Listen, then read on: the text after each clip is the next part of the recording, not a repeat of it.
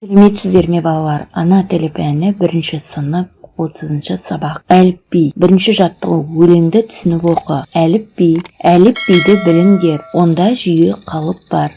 Біздің қазақ тілінде 42 әріп бар. Әліпбидің басында А командир тұрады. Басқалары қасында әріп сапын құрады. Әліпби деген не екен балалар? Әліпби дегеніміз жазуда қолданатын әріптердің белгіленген тәртіп бойынша орналасқан жиынтығы. Әріптердің рет тәртібін де білдіреді. Екінші жаттығу. Әріптерді оқы. Әліпбидегі дауыссыз дыбыстардың қалай оқылатынын айт. Яғни бұл әліпбенің жинағы. Қазақ әліпбиінде 42 әріп бар. Әліпбиде әріптің аты аталып, орын реті белгіленеді.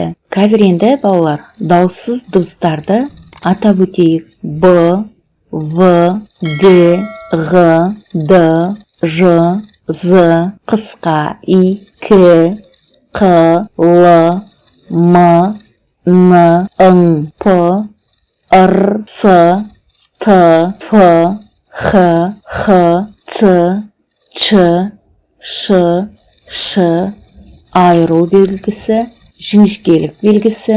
Міне осы дауыссыз дыбыстар екен. 2 таңба бар, қалғандары дауыссыз дыбыстар. Бұл әліпбиді балалар жаттап аласыздар. 3-ші жаттығу. Сөздерді тауып, олардың әліпби ретімен жаз. Жұлдызша, айжан, балықшы, тауық, қасық. Енді осы сөздерді әліпби ретімен жазып шығайық. Ең бірінші айжан, балықшы, жұлдызша, қасық, тауық рет-ретімен жазатын боласыздар. Балалар, жазу дәптерлеріңізге Ф әрпінің бас әрпін және кіші әрпін жазып шығасыздар. 3-ші жаттығуда сурет пен буын арқылы сөз құрап шығарған екен.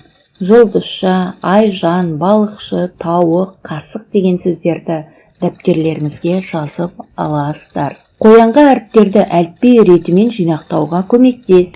Бұл жерде әріптер берілген екен, осы әріптерді әліпби ретімен жинақтап шығайық. А, Ә, Б, В, Г, Ғ, Д, Е, Ж, З, И. Міне балалар, тапсырманы сіздер де осындай қылып орындап шығасыздар. Осымен балалар, сабағымыз аяқталды. Назарларыңызға рахмет, сау болыңыздар. Бастауыш сабақтар арнасына тіркелуді ұмытпаңыздар.